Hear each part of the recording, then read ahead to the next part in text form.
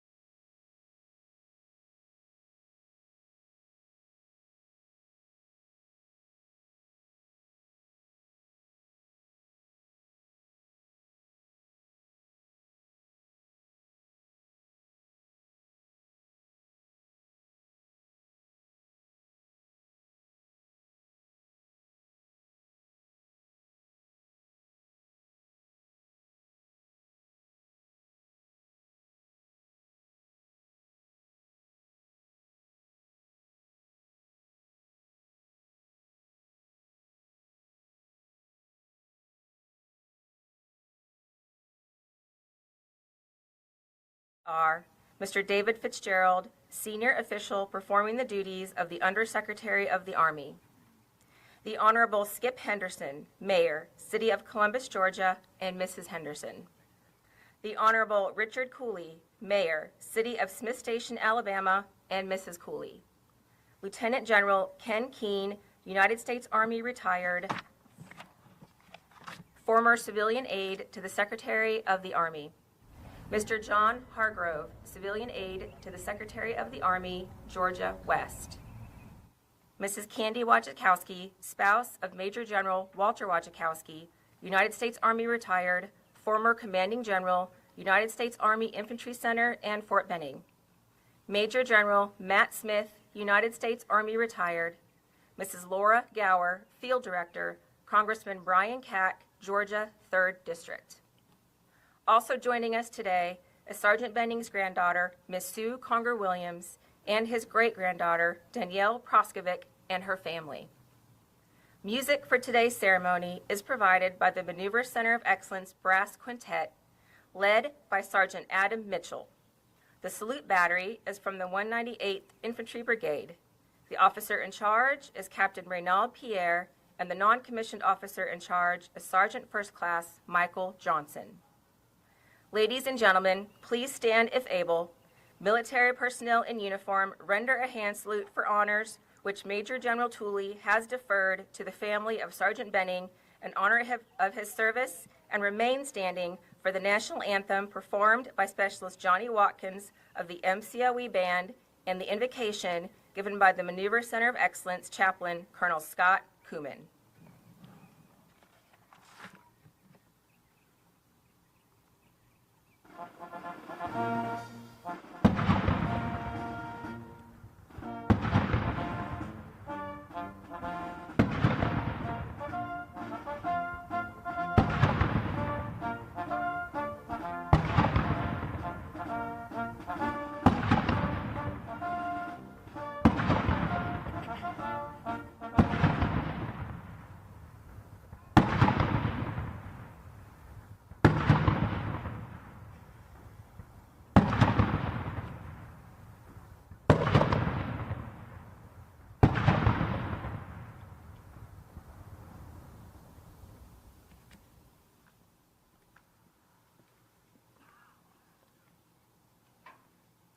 Oh, say, can you see by the dawn's early light what so proudly we hailed at the twilight's last gleaming, whose broad stripes and bright stars through the perilous fight o'er the ramparts we watched were so gallantly streaming, and the rockets' red glare, the bombs bursting in air, gave proof through the night that our flag was still there.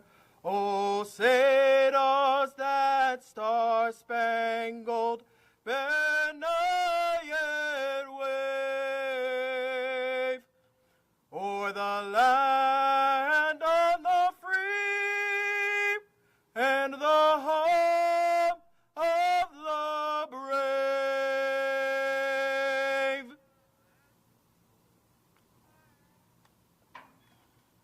Please join me in prayer.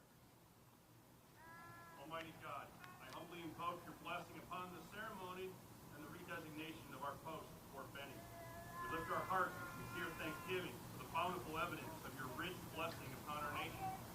We thank you for the opportunity to serve our country, whether it is infantry or armor, or as part of the civilian workforce that supports our military, or as family or community members or political leaders.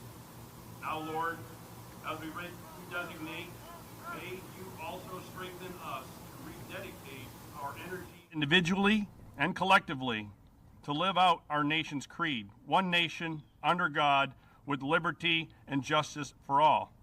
And may your blessing rest and abide upon us as we continue our mission to train soldiers above the best In Jesus' name I pray.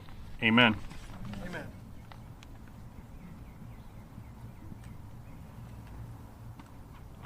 Please be seated.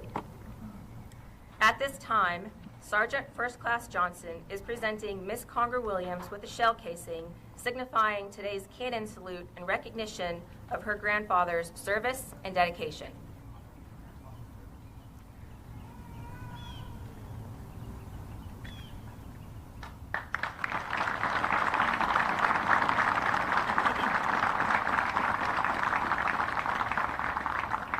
Today, we are gathered to witness the ceremonial redesignation of Fort Moore to Fort Benning.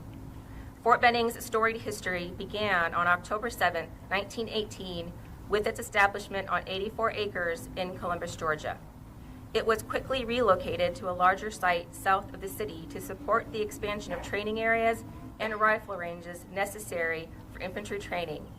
Camp Benning and the Infantry School of Arms began training soldiers for World War I, and by 1940, Fort Benning had earned its reputation as the home of the infantry, preparing units like the 1st and 4th Infantry Divisions and the 2nd Armored Division, led by Major General George S. Patton, Jr. during World War II.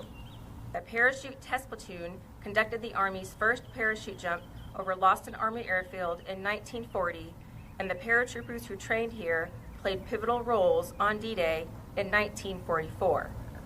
In 1950, the 3rd Infantry Division and the Army's 1st Ranger-trained soldiers emerged as key contributors in combat operations on the Korean Peninsula.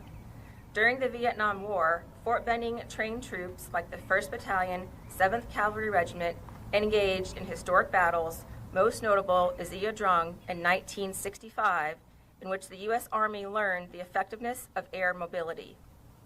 Throughout the 1980s and 1990s, Fort Benning continued to lead the Army in innovation, including the introduction of the Bradley fighting vehicle and supporting operations in the Persian Gulf and peacekeeping missions around the world.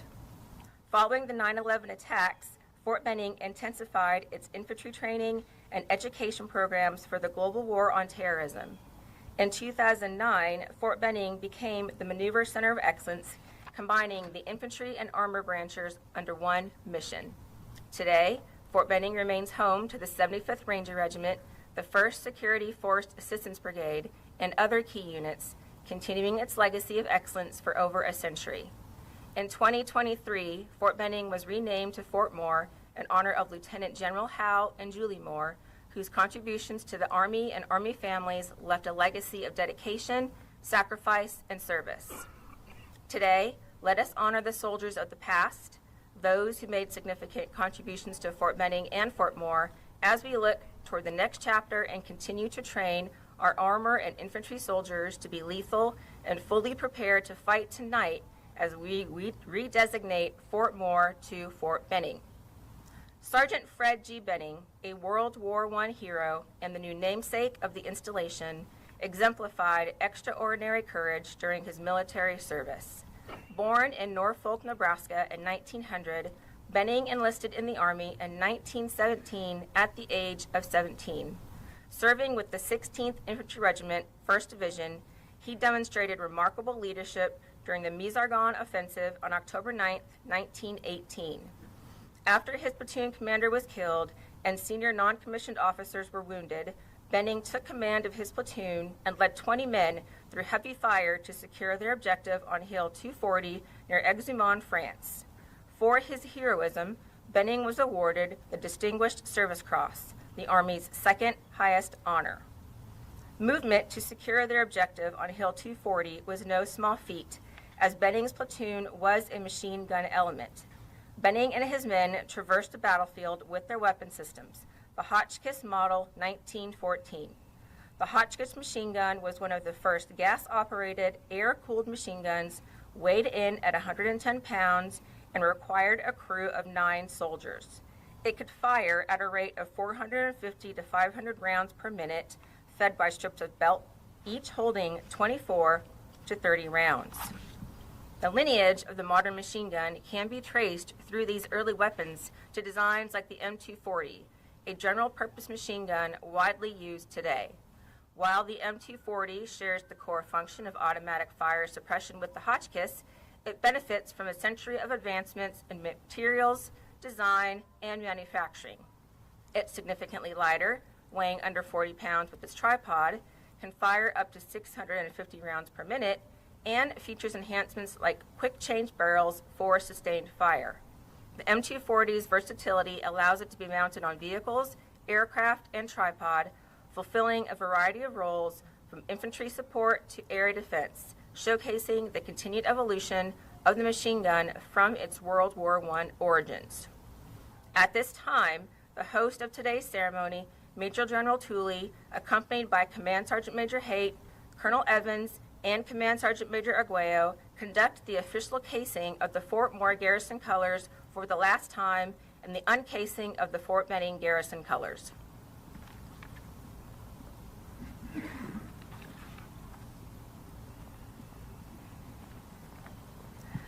The very heart of a unit is symbolized by the colors under which the troops fight. The colors stand as a silent reminder of the past glories and traditions, lend inspiration for present endeavors, and shine like a guiding beacon into the future. The essence of the casing and uncasing ceremony is an event marked by tradition, honor, respect, and sacrifice. Tradition holds that the colors lead the unit into battle, emphasized by the regulation containing instructions to color bearers, which states, "When in action, resolve not to part with the colors, but with your life."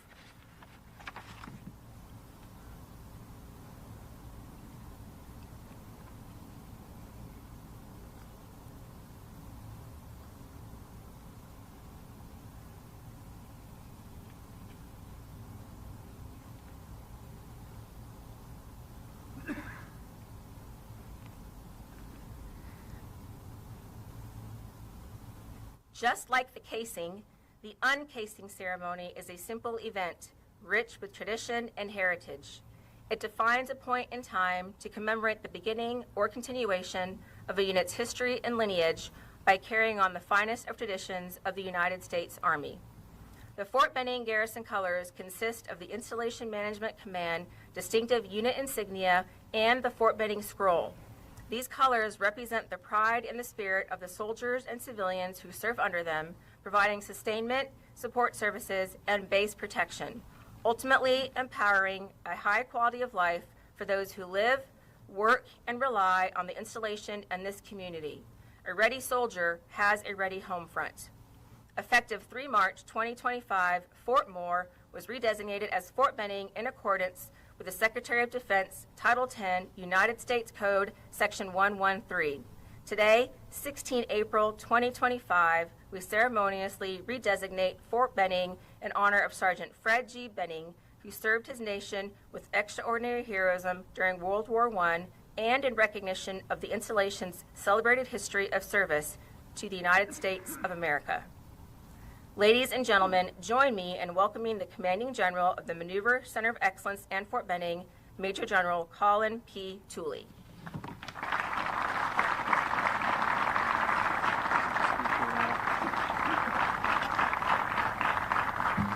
What's going over there? You switch.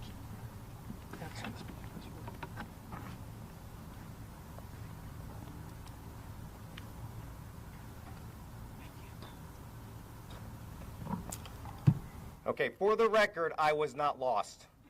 I knew exactly where I was going. I knew I wanted to come over here to this microphone, so let it be said. Okay. Hey, thanks, everybody. I tell you, it is great to have everyone here at Fort Benning and for the renaming ceremony.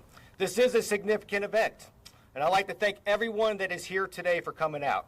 We have our civic and community leaders.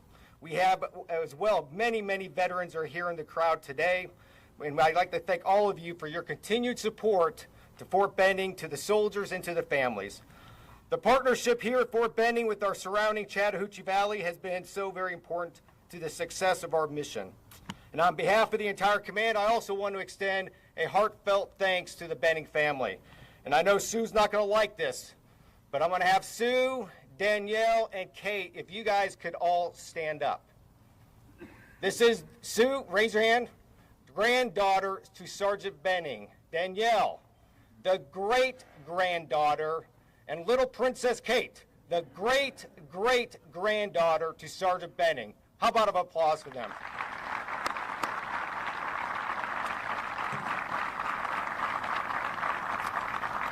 They and their families and friends have traveled a long way to get here. They all came from Neely, Nebraska to honor the legacy of Sergeant Frederick Benning.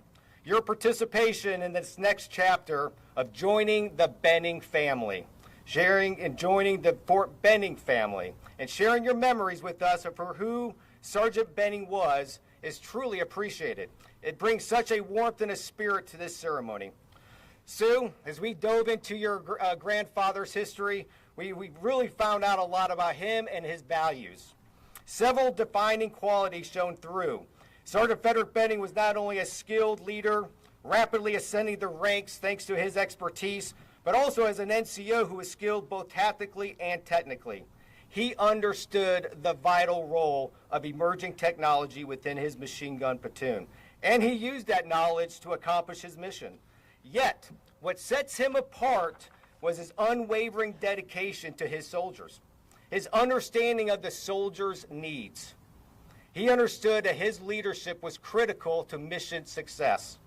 Sergeant Benning's legacy extends far beyond his own actions on that battlefield.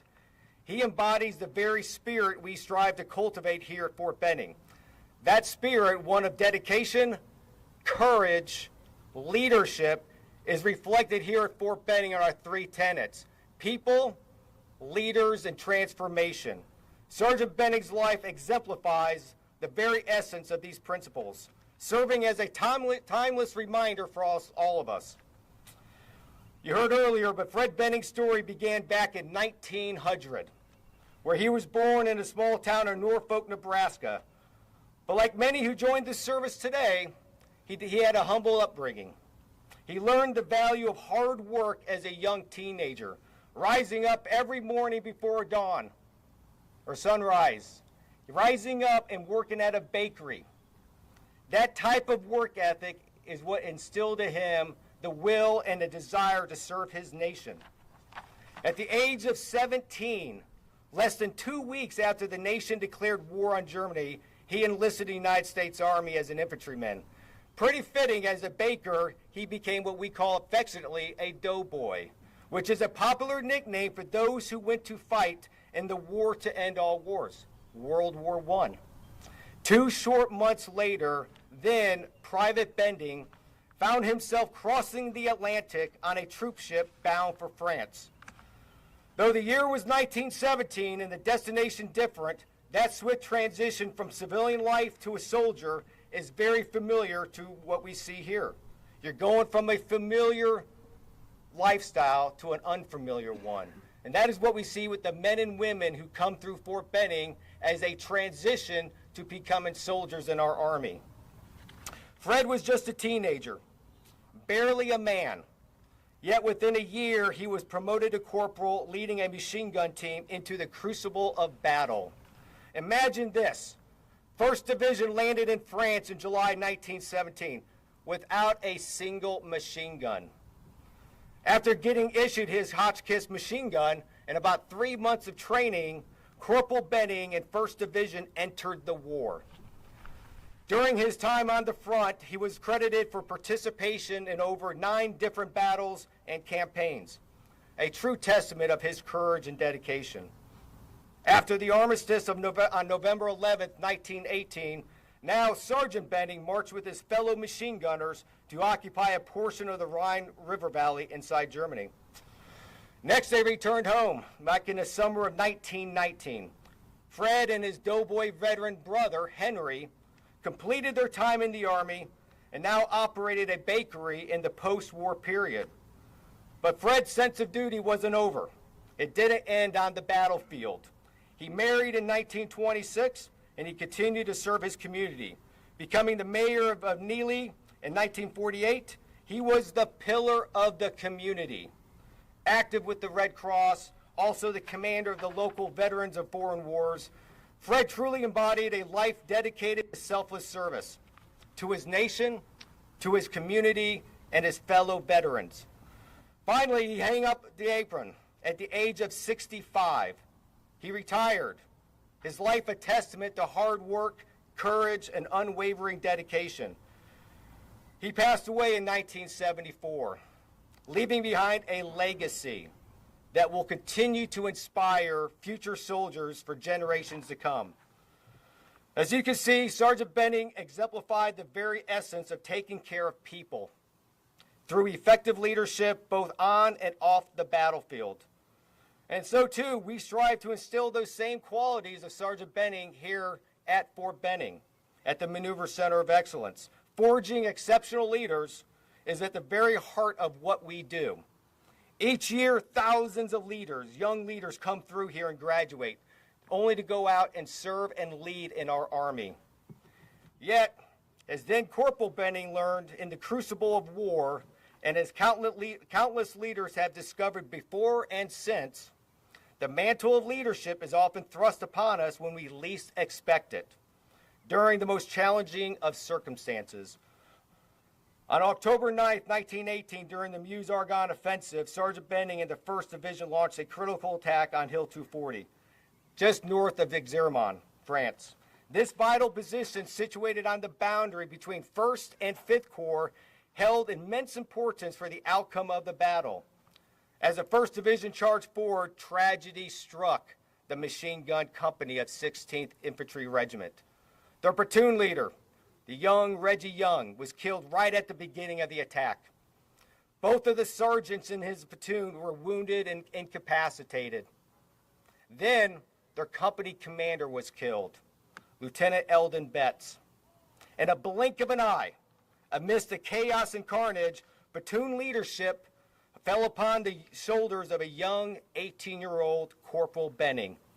With the weight of 20 lives depending on him as a leader, he rallied his machine gunners. They pushed forward a tide of determination against an onslaught of German Maxim machine gun fire. Reaching the slopes of Hill 240, they set up their Hotchkiss guns, their fire providing the vital support as the 16th and 18th Infantry Regiments surged forward to secure a hard-fought victory.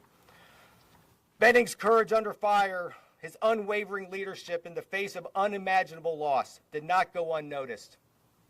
15 days later, on the eve of the final battle of that war, he was promoted as sergeant. He led his section into the final days of the Meuse-Argonne offensive, joining over 1 million American doughboys in the largest battle of our nation's history, a battle that would ultimately break the German Kaiser Army. That was over 100 days, September 26th of 1918 to the armistice of November 11th. Over 1.2 million soldiers, sailors, and Marines fought in that battle. Over 800,000 French soldiers participated in it. In recognition of his bravery and leadership, Benning received the Distinguished Service Cross. His citation reads as follows, and I quote, "The President of the United States of America takes pleasure in presenting this Distinguished Service Cross to Corporal Fred Benning, United States Army, for extraordinary heroism in action while serving with Machine Gun Company 16th Infantry Regiment, 1st Division, American Expeditionary Forces, 9 October 1918. After his platoon commander had been killed and 2 non-commissioned officers disabled, Corporal Benning took command of that platoon. And by his leadership and by his courage, he conducted it through heavy fire to its assigned position on Hill 240." End of quote. But like Sergeant Benning, leadership in the 21st century demands more than just a tactical prowess. It requires an ability to adapt, innovate, and transform alongside an ever-changing world, which is why here our final tenet at Fort Benning is transformation. As a Maneuver Center of Excellence, we are charged with driving innovation and adaptation across our maneuver force. This means embracing emerging technologies like small unmanned aerial systems, electronic warfare, artificial intelligence, and robotic systems. Right now, we are working tirelessly to understand how these advancements will redefine the way in which we train, in which we fight, and how we win on future battlefields. Today, we find ourselves echoing back to a period of transformation similar to that of 1918. Back then, the machine gun, the tank, the airplane permanently altered the landscape of warfare.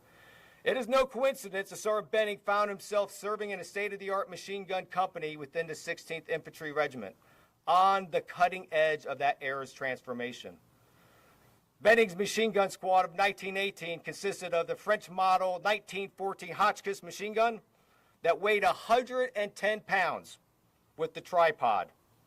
The crew included a corporal, 8 privates, a machine gun, 2 machine gun carts, and yes, 2 mules. 2 walking, breathing mules to help out. That's what they were issued back there in World War I. Each infantry brigade, division of American Expeditionary Forces contained specialized machine gun units to be utilized at the decisive point of battle. The parallels between the machine gun companies and what we're doing today with transformation and contact are strikingly similar. Although separated by a century, they nonetheless share a common thread: fielding, testing, learning, and using groundbreaking technology across the battlefield. Today, as we stand at a new chapter in this installation's storied history, let us remember that Sergeant Fred Benning's legacy extends far beyond the battlefields of World War I.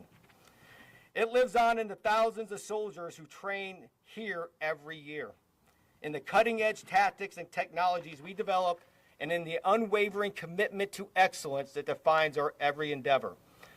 As we rededicate this post in his honor, may we all strive to embody the very same tenets he exemplified: unwavering dedication to people, inspirational leadership, a relentless pursuit of transformation. Sergeant Benning's story reminds us of that true heroism is not just defined by rank. It is about that unwavering courage, that selfless service, and an enduring commitment to something greater than ourselves. His legacy will forever inspire us. I thank you all again for being here. I thank you all for being best teammates and for helping us lead Fort Benning into the future. Benning ready, one force, one fight. Thank you.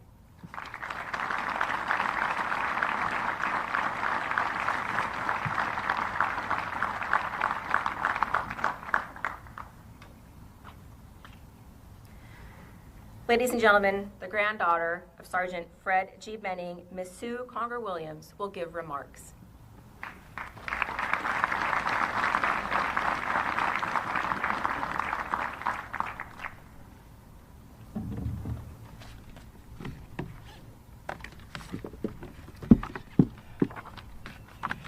Good morning, everyone, and thank you so much for this opportunity to share some cherished memories about my grandpa, Fred G. Benning. My grandpa passed away when I was very young, and I never heard him talk about the war. It was something that just was not shared. So my Fred Benning has a much different story than the one you just heard from Major General Tooley. Sir, I've enjoyed learning more about this part of my grandpa's past during this naming process. I have been able to discover facts like his promotion to sergeant before he was discharged, discovered people who served with him through letters that were left behind. I think I've gained a better understanding of Fred Benning, the soldier. I am grateful for this glimpse into history, and I see some similarities, though, between Fred Benning, the soldier, and Fred Benning, my grandpa. These are integrity, hard work, and a commitment to service. From a very young age, my parents instilled the importance of family traditions. They made sure I spent time with my grandparents, whether it was in their hometown of Neely, Nebraska, or our hometown of Palos Verdes, California. By the time I was born, my grandparents had sold the Benning Bakery after nearly 40 years. This allowed them time to travel and spend time with us in California. I remember our trips to Disneyland, to Marineland, picking up my grandparents at the Amtrak train station, and stopping by Olvera Street in Los Angeles. But I'll never forget one of the times that my dad and grandpa attempted to assemble a metal swing set out in the garage, only to realize that there was no way to get it around to the backyard. This became our family story, recounted with laughter for years to come. And then there were the impromptu tea parties in the backyard with our German short-hair pointer, Gretchen. Tea was actually Kool-Aid, and the dog never sat still, but thank goodness for the pictures that still exist today for this memory. But some of my fondest memories revolve around our summers spent in Neely, Nebraska. As I recall, everywhere we went, people would stop and chat with my grandpa, and this always brought a smile to my face. The 4th of July in Neely was and still is a very major event to this day. I vividly remember my grandparents sitting on their lawn chairs on the courthouse lawn, while I sat on the curb waiting for candy to be thrown by the passing floats. It's a tradition today that still continues and is a testament to the strong sense of community of Neely. One of mine and my grandpa's favorite activities to do together, though, were our fishing trips. We'd start in the carport, we'd gather our fishing poles, tackle boxes, folding chairs, and our trusty green thermos. Grandma would come out and hand me a Crisco tin, and off we'd go to the outskirts of town, just over the first bridge, and I vividly remember sitting up on a pillow so I could see over the dashboard of the 1970 Buick. There, Grandpa would stop the car and say, "Come on, Susie, it's time to get out. We're gonna go dig up our night crawlers." And down the side of the bank I would go with my small shovel in hand, digging in the dirt and mud until my coffee tin was full of night crawlers. Grandpa always stayed at the top of the road to supervise and watch for cars. That's what he told me. I now know a lot better. He just did not want to get dirty. And just maybe, though, when I think back to this memory, he was teaching me a life lesson about the necessities of putting in hard work to get the payoff. Encouraging me to get my hands dirty while digging for worms ensured I was fully and actively engaged in the experience of fishing. The next morning, we'd get up at the crack of dawn and drive to Penn Park, which was just a mile down the road. We'd set up our chairs, and he'd patiently guide me as I had to bait my hook with the worm. And he would attach the red and white bobber to the line, which always was the highlight of fishing. We'd sit and wait in anticipation, and finally the bobber would be pulled beneath the surface and tug on the line, leading to reeling in a really big bluegill. This was pure moments of joy. After we would fill up our fishing bag, we would put it in the trunk and head home to head to the neighbors, where the neighbors would always come out. Everybody would sit in the driveway and start filleting the bluegill. The best part was my grandma was always in the kitchen preparing the beer batter. She would sizzle the fish and frying in Crisco, and you could smell it throughout the house and into the neighbor's driveway. Beyond fishing, our summers were filled with the simple pleasures: walking across our swinging bridge, playing in the park, enjoying homemade ice cream, and sitting at Bernita's local cafe, where he was always involved in conversations about something going on around town. Even our trips to the grocery store turned out to be social events, just full of conversations in every aisle. But my grandpa's impact extended beyond our family, and he was deeply involved in serving the community. He served as the commander of American Legion Post 172 for many years, was president of the Neely Chamber of Commerce, organizing countless fundraising activities. He was appointed to the State of Nebraska Veterans Loan Certifying Committee, and he raised money for our Memorial Hospital Fund. He also served as mayor. While he was mayor, Grandpa served on the local disaster relief committee, which coordinated with the Red Cross to serve 1,200 families during the brutal storms of 1948. He always put others first, which is the epitome of selfless service and the reason I believe he took charge of his men back in 1918. He knew someone had to take care, and he led them to accomplish the mission. Even into his twilight years, Grandpa was still serving others. I remember our Neely Centennial celebration of 1973. There was always a buzz and excitement in the air. Grandpa, in his tireless dedication, was instrumental in organizing festivities and working with various committees to make sure everything was just perfect. Grandma was our event coordinator. She made sure we all had the appropriate outfits. My mom, my grandma, and I all wore our bonnets with our prairie dresses. But I leave you with this final thought. My grandpa, Fred G. Benning, was truly a special man. He was a man of integrity who knew the value of hard work. He lived a life of service, dedicating himself to his family, his country, and his community. He loved helping people, and that's how I will always remember him. He is my hero.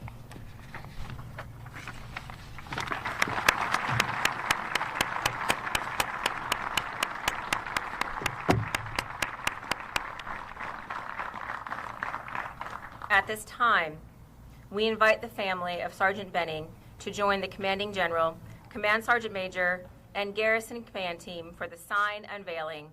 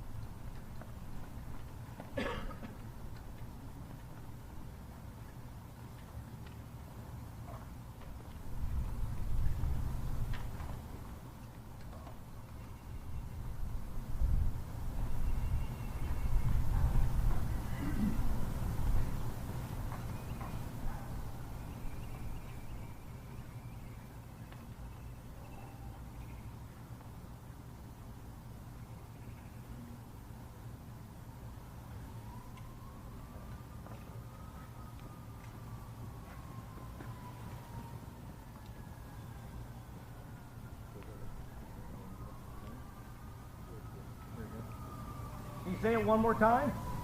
At this time, we invite the family of Sergeant Benning to join the Commanding General, Command Sergeant Major, and Garrison Command Team for the sign unveiling.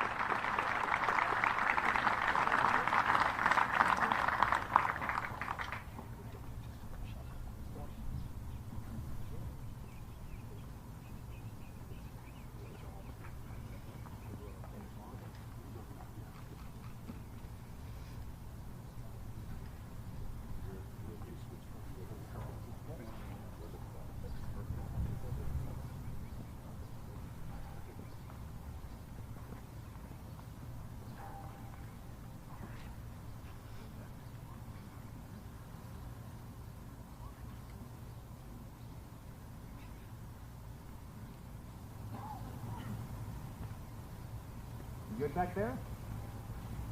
All right.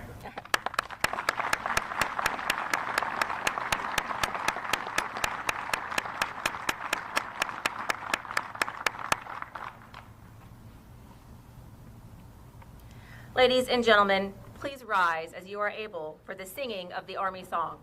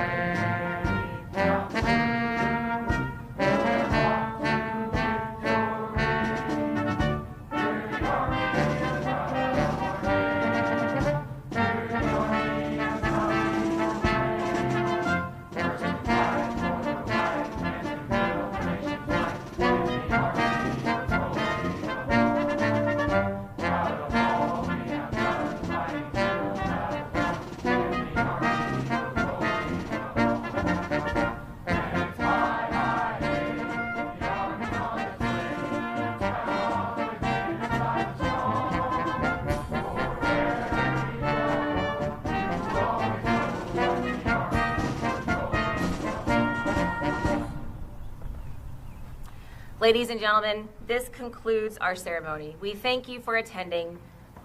Benning ready, one force, one fight. This will defend.